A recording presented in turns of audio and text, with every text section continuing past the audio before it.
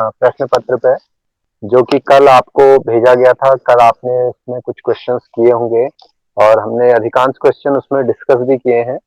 और आज का दिन पूरा आपके पास में उस प्रश्न पत्र को हल करने का था। तो उम्मीद है आप सभी लोगों ने वो क्वेश्चन पेपर हल किया होगा, और समझ में नहीं आया है तो हम एक बार उसको फिर आपके समक्ष उसको फिर डिस्कस करते हैं। हमारे पास में मैं स्क्रीन रिप्रेजेंट करूंगा, और अगर आपको वो विजिबल होती है तो मुझे बताइएगा कि हाँ, स्क्रीन विजिबल है। हमारे पास में ये क्वेश्चन पेपर था। दिख रही है सर, दिख रही है सर, दिख रही है स्क्रीन। ओके, पहला प्रश्न हमारे पास में था, 4 अंकों की सबसे छोटी संख्या बताओ जो 18 से पूरी पूरी विभाजित हो जाए। तो ऐसे प्रश्न को हल करने के लिए हम क्या करते हैं? हम बताएं? 4 अंकों की सबसे छोटी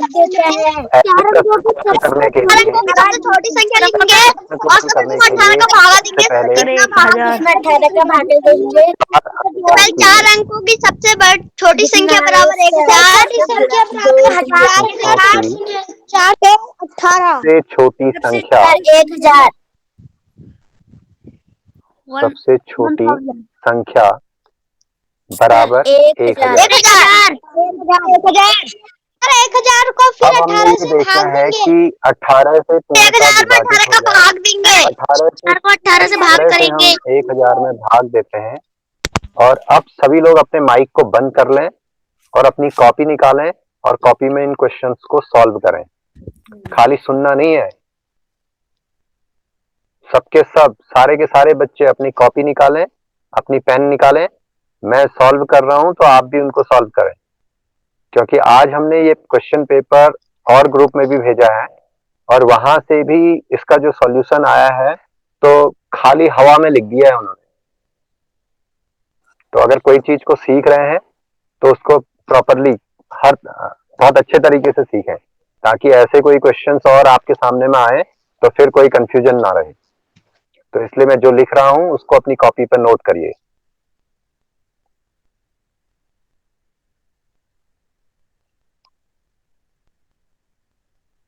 जरूर जरूर सर, जरूर। तो 4 अंकों की जो सबसे छोटी संख्या है वो हमारे पास में 1000 हमने लिखी। और अब हमारे पास में ये उसने प्रश्न कहा था कि 4 अंकों की सबसे छोटी संख्या बताइए जो 18 से पूर्णतः विभाजित हो जाए।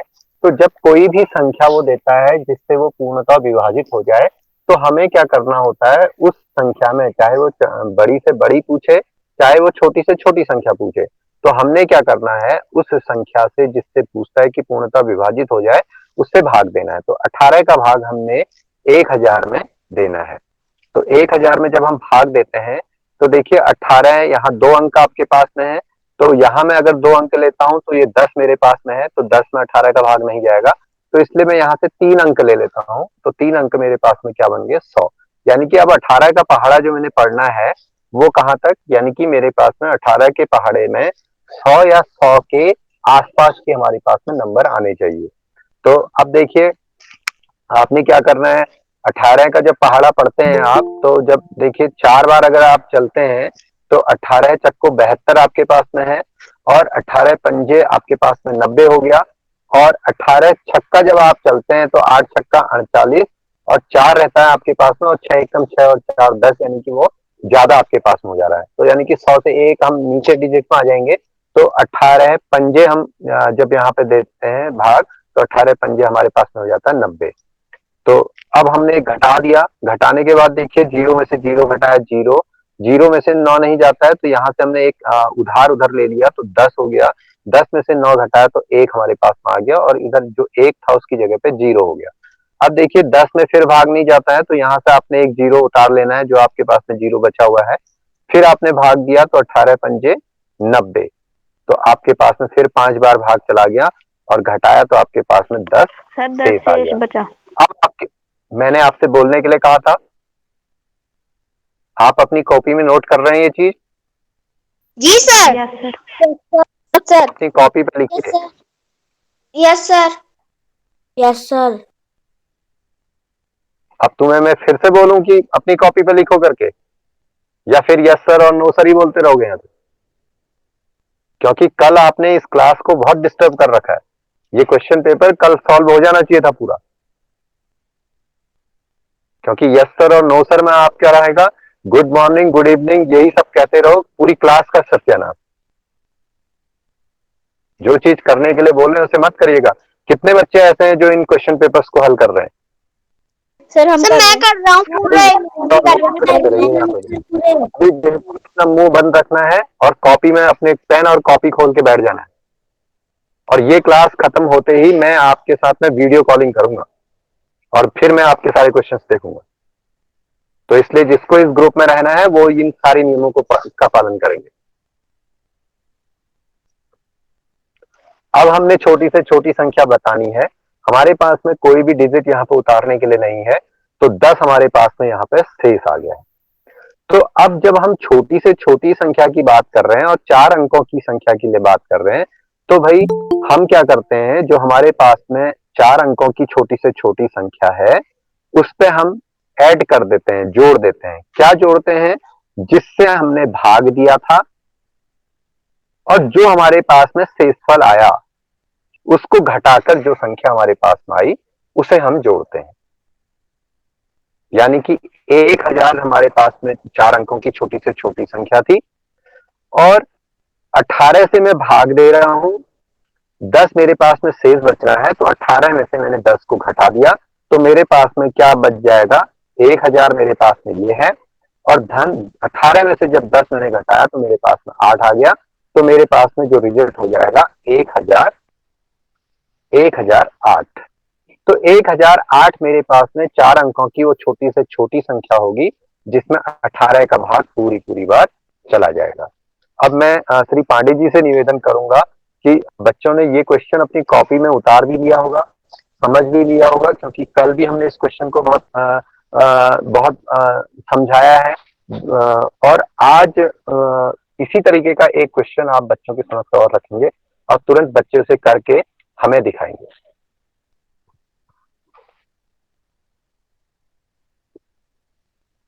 जी सर।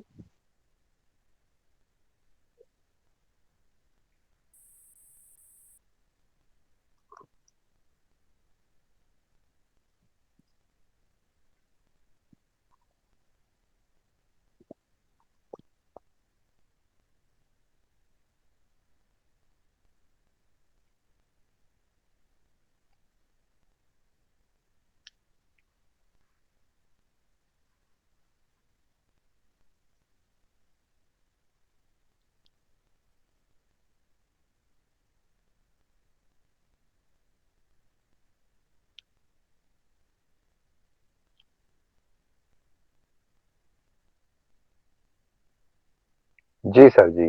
और ये क्वेश्चन मैंने स्क्रीन पे नोट भी कर लिया है, तो जिसने ये क्वेश्चन ना सुना हो तो यहाँ पे देख लें इस क्वेश्चन को।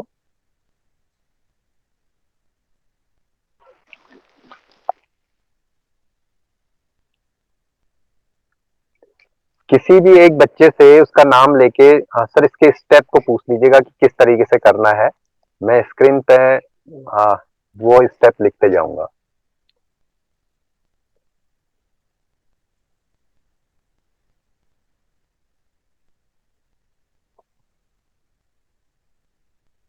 सर भी कर रहे हैं।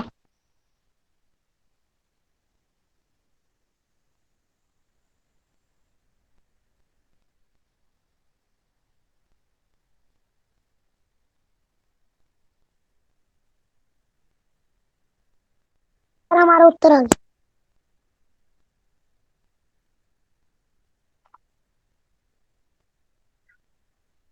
Sorry sir.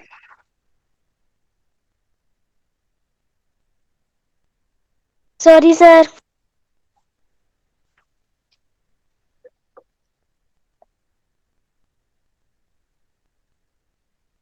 सर अभी कर रहे हैं।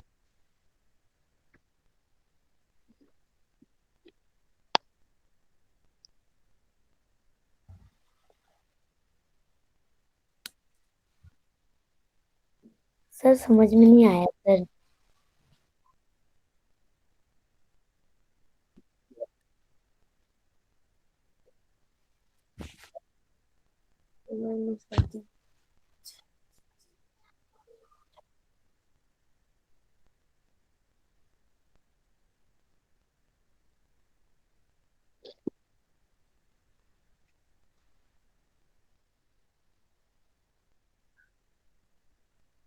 Yes sir.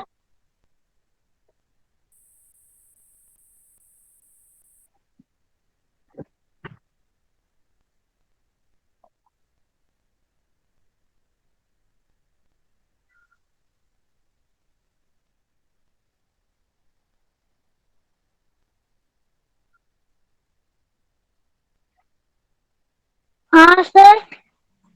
एक बोलिएगा। सर 5 अंकों की बड़ी से बड़ी संख्या में 17 का भागा देंगे। 5 अंकों की बड़ी से बड़ी संख्या क्या होगी बेटा? सर 99,999। 99,999। और इसमें हमने क्या करना है? सर 17 का भागा देंगे। 17 का भाग दिया। गुड, दीजिए।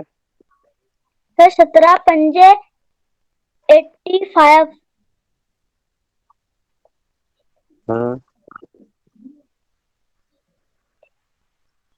सर 99 में से 85 को माइनस कर देंगे तो 14। हाँ। फिर 9 की 9 उतर जाएगी। सर फिर 13 बार। कितने बार? सर 8 बार। 8 बार। कितना आया? सर 126।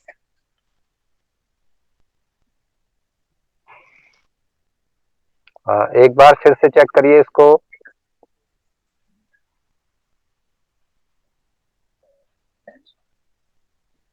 सर हम बताएं? जो इसको हल कर रहे हैं अभी वो देखिएगा। 17 से माइनस बाद में करोगे, ये क्या सही हो रखा है? 17 अट्ठे 17 8 जा 126। नो सर ये गलत है। बोलिए क्या होगा? 136। 136 होगा। 136। 136 136 घटा दिया तो क्या आएगा? सर 9 में से 6 घटाए 3। सर 4 में से 3 घटाए 1। एक में से 0 बचा। 9 12। तो 9 उतरेगा। 17 36। 3 से बचा 136 में से 9 में से 6 घटाएंगे 3। सर 3 आएगा। सर 9 उतारा और सर 9 उतारा। सर 17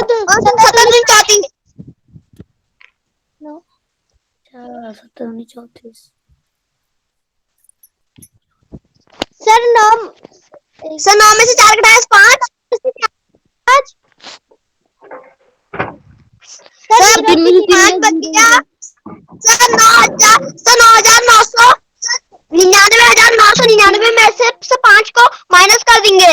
सर माइनस करके आया सर 99,994। अब क्या हो जाएगा? जो आपके पास में 99,999 है, उसमें ये 5 को इसमें से घटा के नहीं करना है, ये 5 को सीधे घटा देना है। क्यों? अगर जोड़ते हैं तो फिर ये क्या हो जाएगा?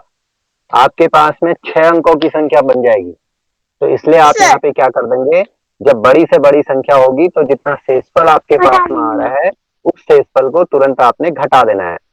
तो अब 9 में से 5 घटा दिया, आपके पास में 4 9 9 9 9, तो 99,994 आपके पास में वो संख्या होगी। मेरा भी उत्तर इतना ही आया। गुड। ओके, नेक्स्ट क्वेश्चन पे चलते हैं हम। उम्मीद है सभी को ये क्वेश्चन आ गया होगा। जो बच्चे ये कह रहे थे कि हमें नहीं समझ में आया, और ये सर जो बोल रहे थे, उम्मीद है उन सभी को ये क्वेश्चन आ गया होगा।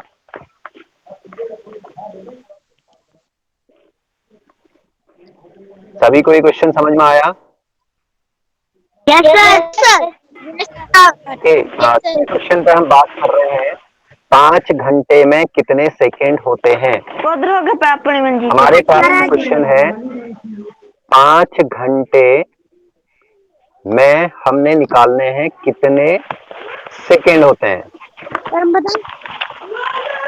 अब देखिएगा, इसको हल करने के लिए आप जानते हैं क्योंकि 1 घंटा बराबर 60 आपके पास में 60 मिनट होते हैं। घंटा 60 और इस मिनट को अगर आप कन्वर्ट करेंगे तो 1 मिनट में 60 सेकंड होते हैं, तो 60 मिनट में होके आपके पास 60 गुणा 60 सेकंड 60 360 3600 अब आपके पास में ये आ गया 1 घंटे में सेकंड बराबर 0 और 6 छक्का 36, यानी कि जब आपके पास में 0 होते हैं तो सबसे पहले 0 को आपने काउंट कर लेना है। जो आपके पास में 1 प्लेस या 10 प्लेस में 0 है उनको आपने काउंट कर लेना है। जितने 0 हैं वो आपने यहाँ लिख देना है। उसके बाद फिर नंबर्स को आपने मल्टीपल कर देना है। 6 6 36, यानी कि 3600 सेकेंड आपके पास में आ गए 1 घंटे में। 1 घंटा बराबर 3600 सेकेंड। इसलिए 3600 सेकंड 5 घंटा बराबर 3600 गुणा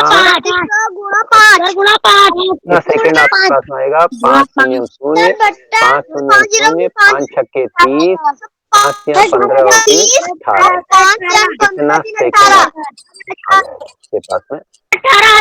उम्मीद है सभी का यही रिजल्ट आया होगा। कभी समझ इस तरीके का एक क्वेश्चन और रखेगा और फिर उसके बाद आगे की कार्रवाई के लिए आप आगे की कार्रवाई को सुनिश्चित कीजिए। ओवर टू 3 पांडे जी, आपको मेरी आवाज आ रही है? जी जरूर। हाँ सर, मेरे यहाँ पे थोड़ी सी दिक्कत है, तो इसको एक प्रश्न और कर दीजिएगा आप, उसके बाद मैं आपसे बच्चे से प्रश्न पूछूंगा। ओके, मैं दूसरे क्वेश्चन पर आता हूँ। हमारे पास में जो 5वां क्वेश्चन है, किसी बच्चे का माइक खुला है, अपने माइक को बंद कर लें।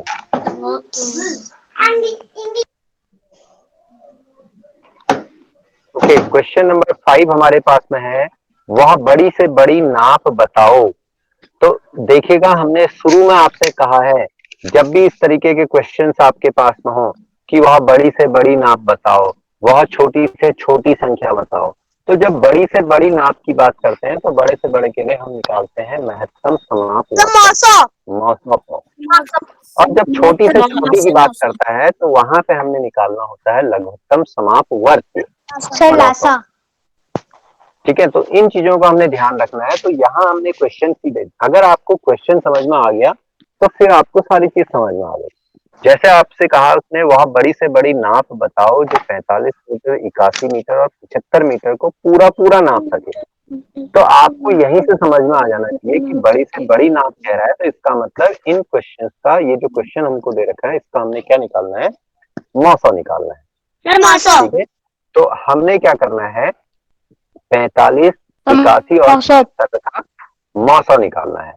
ठीक है, तो हम यहाँ पे देखते हैं, हमारे पास में 45 है, हमारे पास में 81 है, हमारे पास में 75 है, इनका हमने 900 निकालना है।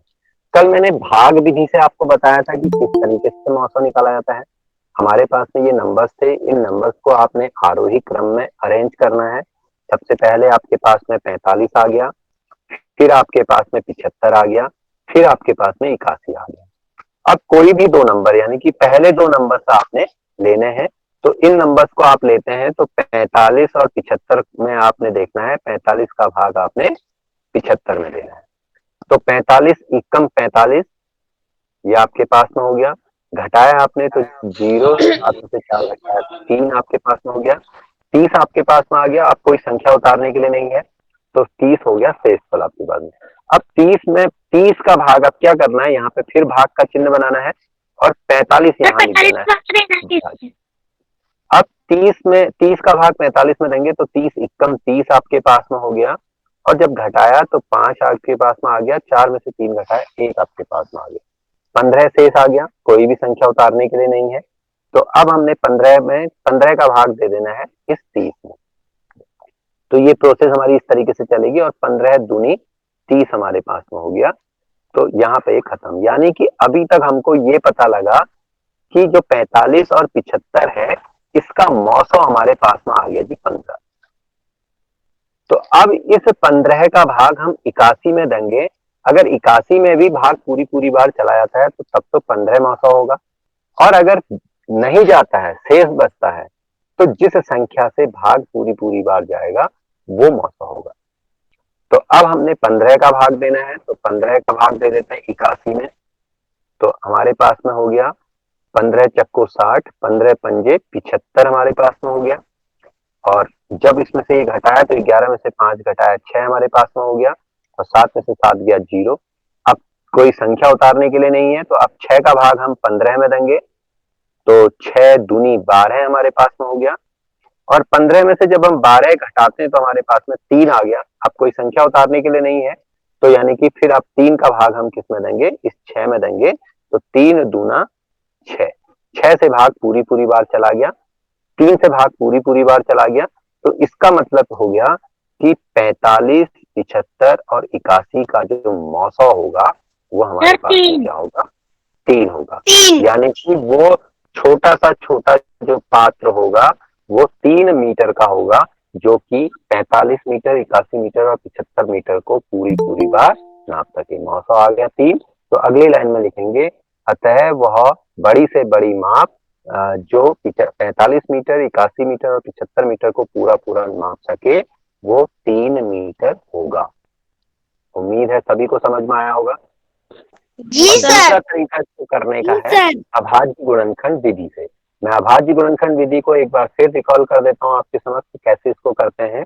जैसे हमारे पास में संख्याएं हैं 45 है, हमारे पास में संख्या 75 है, हमारे पास में संख्या 81 है। तो 45 के मैं अभाज्य गुणनखंड कर देता हूँ सबसे पहले। तो देखिएगा 2 का भाग इसमें नहीं जाएगा क्योंकि इकाई के स्थान पर 0, 2, 4, 6, 8 होना चाहिए। 3 का भाग देने के लिए इनके अंकों को जोड़ेंगे तो 5 और 4 9 होता है, और 9 में 3 का भाग पूरी पूरी बार जाता है, तो इसलिए 45 में भी 3 का भाग पूरी पूरी बार जाएगा। तो 3 से जब इसमें दिया तो हमारे पास में हो गया 3 एकम 3, और 4 में से 3 घटाया 1, यहाँ से 15 हमारे पास में आ गया, और 3 पंजे 15। इन दोनों को आपस में गुणा करके भी देख लेंगे तो 15 तिया 45, ये हमारे पास आ गया। फिर देखिए 3 से फिर भाग देते हैं तो 3 पंजे 15 हमारे पास में हो गया, और फिर 5 से हमने भाग दे दिया, 5 एकम 5। तो 45 के जो अभाज्य गुणनखंड हमारे पास में आए वो आए 3 गुणा 3 गुणा 5। इसी तरीके से अब मैं 75 को ले लेता हूँ।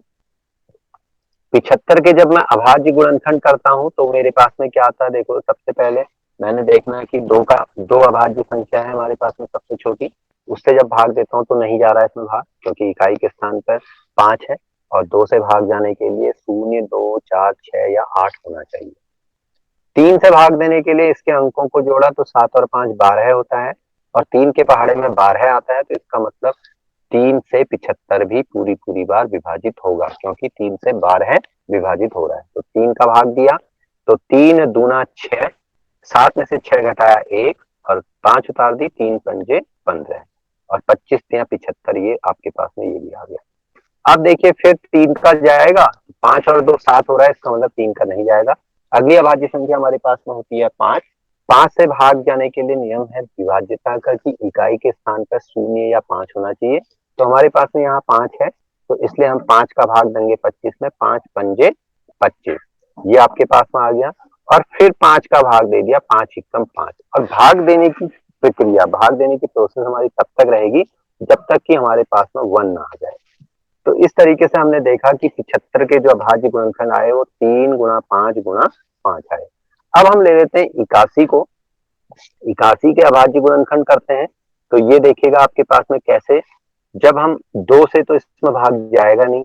क्यों नहीं जाएगा, इकाई के स्थान पर 1 है, और 2 से भाग देने के लिए इकाई के स्थान पर 0, 2, 4, 6 या 8 होना चाहिए। तो 3 से भाग देते हैं तो देखो 3 का भाग जाएगा, तो 8 और 1 को जोड़ते हैं तो 9 होता है, 9 में 3 का भाग चला जाता है, तो इसलिए 81 में भी जाएगा, तो 3 से भाग चला जाएगा। कितनी बार जाएगा, 3 दूना 6 हमारे पास में हो गया। 8 में से 6 घटाया 2 हमारे पास में आया, 2 के साथ में 1 उतार दिया तो 21 हो गया, 3 सत्ते 21 हो गया। फिर देखिए 3 का भाग जाता है इसमें, 7 और 2 9 होता है तो जरूर 3 का भाग जाएगा, 3 नम्मा 27, फिर 3 का जाएगा, 3 तिया 9, फिर 3 का जाएगा, 3 इक्कम 3। तो अब देखिए आपके पास में जो गुणनखंड आपके पास में आए वो क्या क्या आए।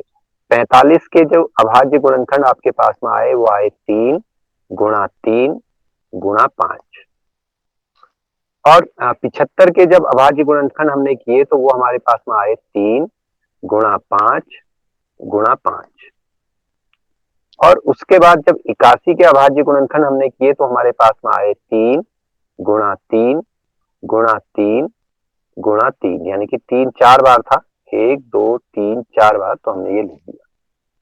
ठीक है, एक इसलिए नहीं लिखा क्योंकि एक सभी के साथ में है, और एक को हम उस केस में लिखेंगे जब हमारे पास में कोई भी कॉमन यानी कि उभयनिष्ठ गुणनखंड ना आए। अब उभयनिष्ठ क्या होता है, देखिए भाई, उभयनिष्ठ ये होता है कि हमने 45 में देखो 3 भी है, 75 में भी 3 है, और 81 में भी 3 है, ये एक जोड़ा हमने बना दिया। अब देखिए यहाँ 3 है, यहाँ 5 है, यहाँ 3 है, हम ऐसे को भी नहीं लेंगे। यहाँ 5 है, यहाँ 5 है, लेकिन यहाँ 5 नहीं है, तो इसको भी हम छोड़ देंगे। तो अब हमारे पास में जो यहाँ पे मौसम आ जाएगा, मौसम क्या आ जाएगा, जो हमारे पास में केवल एक जोड़ा बना, तो ये मौसम बराबर हो जाएगा 45 75 81 का मौसम बराबर 3। ये हमारे पास में अभाज्य गुणनखंड विधि है जिससे कि हम मौसम निकालते हैं। उम्मीद है सभी को समझ में आया होगा, और दोनों मेथड से हमने इसको सॉल्व कर दिया है, भाग विधि से भी और अभाज्य गुणनखंड विधि से भी। मैं छठे क्वेश्चन को और आपके सम्मुख रख लेता हूँ। मेरे पास में है दो संख्याओं का गुणनफल दे रखा है 1960 1960, उनका मौसा हमारे पास में रखा हुआ है 14, तो लौसा हमको बताना है कि इसका लौसा क्या होगा। तो देखिए हमारे पास में सीधे सीधे हम यहाँ पे चलते हैं, जो हमारे पास में सूत्र होते हैं वो होता है मौसौ गुणा लौसौ, अपनी कॉपी पे भी नोट करते रहिएगा, बराबर एक होता है हमारे पास में पहली संख्या गुणा दूसरी संख्या।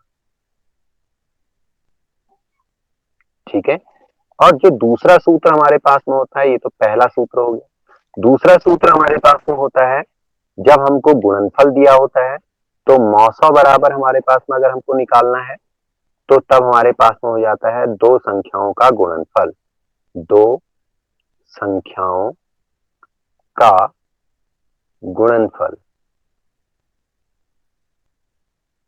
बट्टे लौसौ। ये तो मौसौ निकालने के लिए हो जाएगा सूत्र।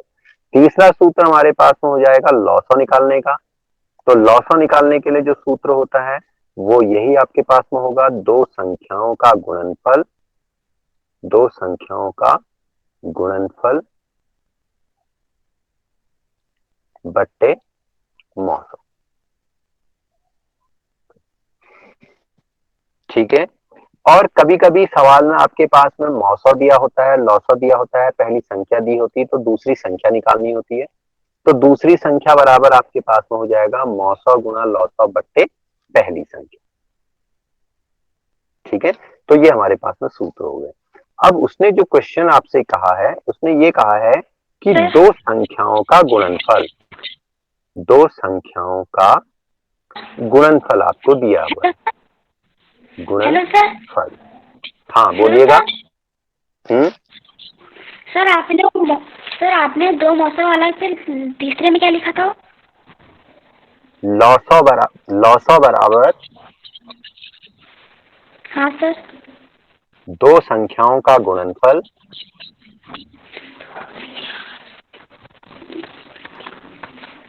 दो संख्याओं का गुणनफल बट्टे मौसौ। Excuse me sir. Thank you sir. बोलिएगा। Excuse me sir. सर आपने हाँ, सूत्र नंबर 3 में सूत्र बता दो सर हमसे। किस सूत्र नंबर 3 हाँ, 3 रहेगा था? पहला सूत्र बताइए क्या लिखा था आपने? मौस गुणा लास, पहली संख्या गुणा हाँ, दूसरी संख्या।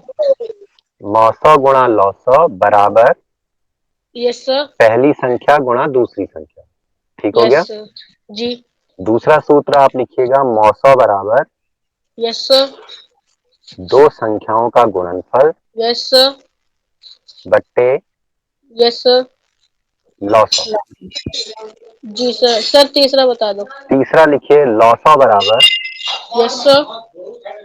दो संख्याओं का गुणनफल दो संख्याओं का गुणनफल।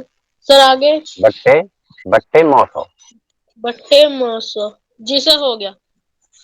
ठीक है, तो ये लिख कर आपके आइए। पास है। तो हमारे पास में जो क्वेश्चन दिया है वो ये दिया है कि दो संख्याओं का गुणनफल 1960 है।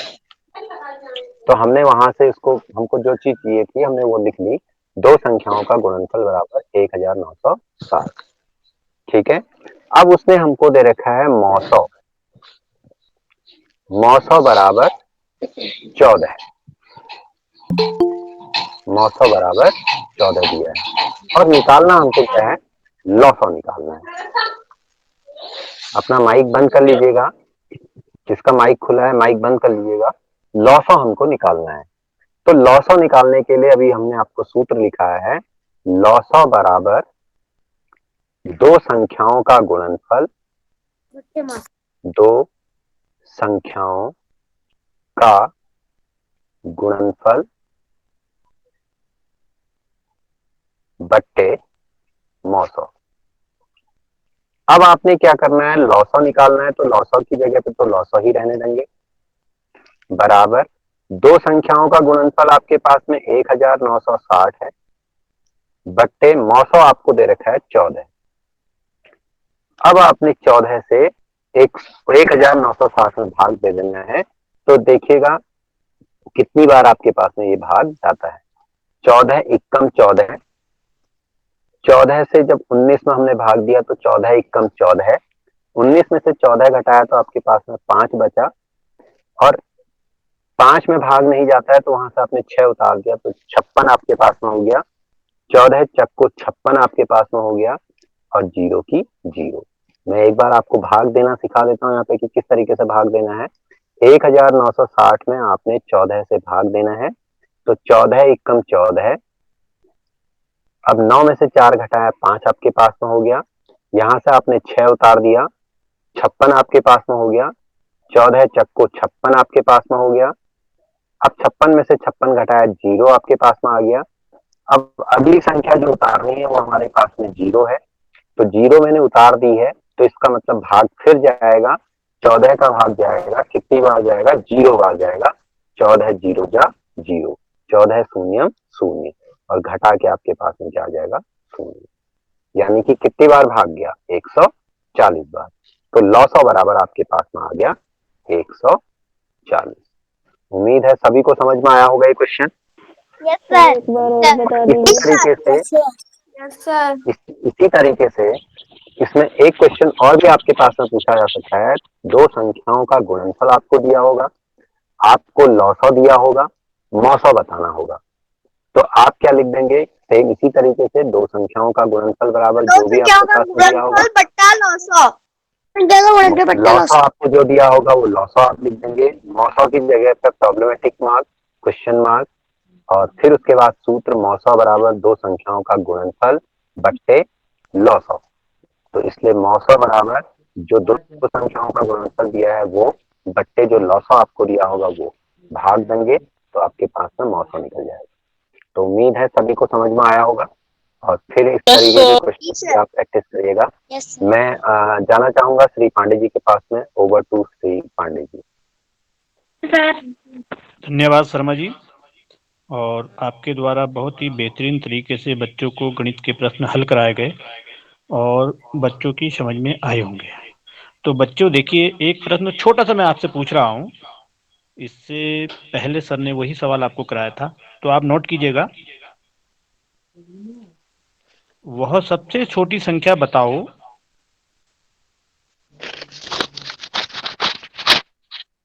वह सबसे छोटी संख्या बताओ जिसे 1528 में जोड़ें तो 16 से पूरी पूरी भाग चला जाए। तो प्रश्न बोलो कि आपको वह छोटी से छोटी संख्या बतानी है। बताइए, लिखिएगा। वह छोटी से छोटी संख्या बताओ जिसे वो छोटी से छोटी संख्या बताओ जिसे 1528 सर बताओ 1528 में जोड़ें तो 1500 बेटा आप लिख रहे हैं। जोड़े तो आगे बताओ। हाँ, सर जोड़े तो 1528 में जोड़ें तो 16 से पूरी बार विभाजित हो जाए। 16 से पूरी सर 16 से हाँ, पूरी विभाजित हो जाए। क्वेश्चन दोबारा बता दो सर नेट पूरी विभाजित विभाजित सर विभाजित हो जाए। हाँ, विभाजित हो 1528 में आपने सबसे छोटी संख्या जोड़नी है जिसे जोड़कर योगफल जो आएगा वह 16 से पूरी बार विभाजित हो जाएगा। Thank you sir. 8 गुड। और आगे हिंदी की कक्षा के लिए मैं आपको श्री महेंद्र सिंह खाती जी के पास ले चलता हूं। और देखिए, कल हमारे शर्मा जी के द्वारा इस ऑनलाइन कक्षा में कहा गया था कि आज कोई भी अभिभावक यदि अपने कुछ विचार कक्षा के संबंध में हमारे सामने रखना चाहता है या सुझाव रखना चाहता है तो हिंदी की कक्षा के बाद हम अध्यापक को भी अभिभावक को भी आमंत्रित करेंगे कि वो आके इस कक्षा के संबंध में कुछ विचार व्यक्त करेंगे। तो हिंदी की कक्षा के लिए मैं श्री खाती जी के पास आपको ले चलता हूँ। श्री महेंद्र सिंह खाती जी। हाँ, पहला वाला गद्यांश था, ये एक हार से संबंधित था कि श्रीमती सेन को आभूषण का बड़ा शौक था। उनके जन्मदिन के अवसर पर उनके हस्बैंड ने उनको एक हीरे सोने से वाला एक हार खरीद के दिया। तो कुछ देर उन्होंने हार पहना और उसके बाद बताया गया कि इसमें उन्होंने किसी टेबल पर रख दिया उनको साइड में पड़े हुए और स्नानागार में चली गई।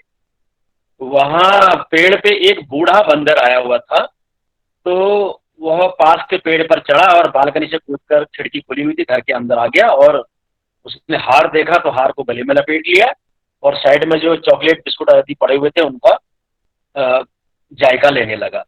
तो इस तरह का ये था। जब वो स्नान से बाथरूम से बाहर आई तो उसके बाद उसने देखा कि हार नहीं है, तो बहुत जोर से चिल्लाई। तो ये एक सार था कहानी का, मैंने आपको समझाया बताया। तो इस कहानी में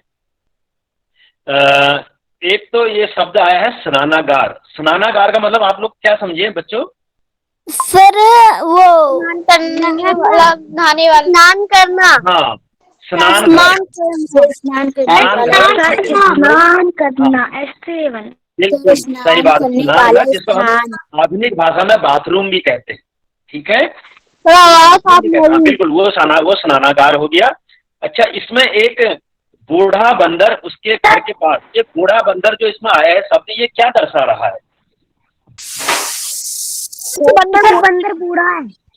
बंदर बूढ़ा है। हाँ, वो बंदर की विशेषता को बता रहा है।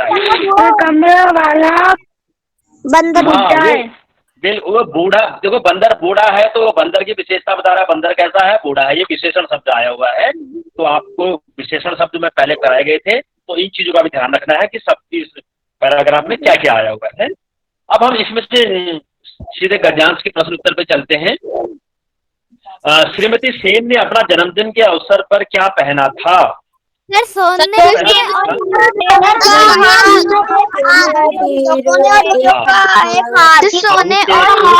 हो गया है।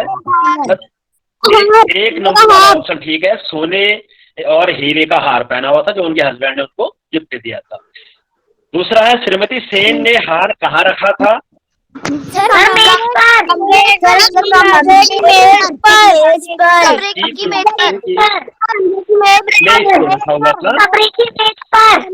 कमरे में जो एक मेज रखी थी उस मेज के ऊपर था। दूसरा वाला ऑप्शन इसका ठीक है। उसके बाद अगला है 78 नंबर क्या? बंदर कमरे में कैसे घुसा?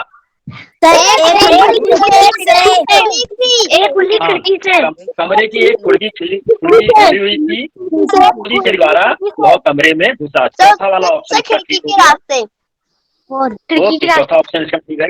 उसके बाद अगला क्वेश्चन है, श्रीमती सेन के हार का क्या हुआ? चार दोस्तों एक का बंदर उठा ले गया, हाँ, चुरा ले गया। तीसरा वाला सर ऑप्शन इसका एक ठीक होगा बंदर कि उठा बंदर ले उसे उठा गया। के ले गया। ठीक, एक बंदर उठा सर एक बंदा उठा के ले गया। उठा के ले गया, ठीक हो गया। उसके बाद नेक्स्ट है चिल्ला पड़ी का क्या अर्थ है?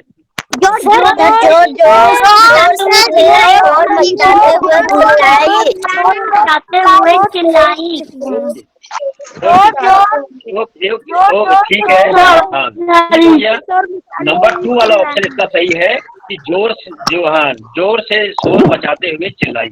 ये नंबर 2 ऑप्शन इसका सही है। सभी बच्चों ने इसके सभी अच्छा आंसर दिए हैं।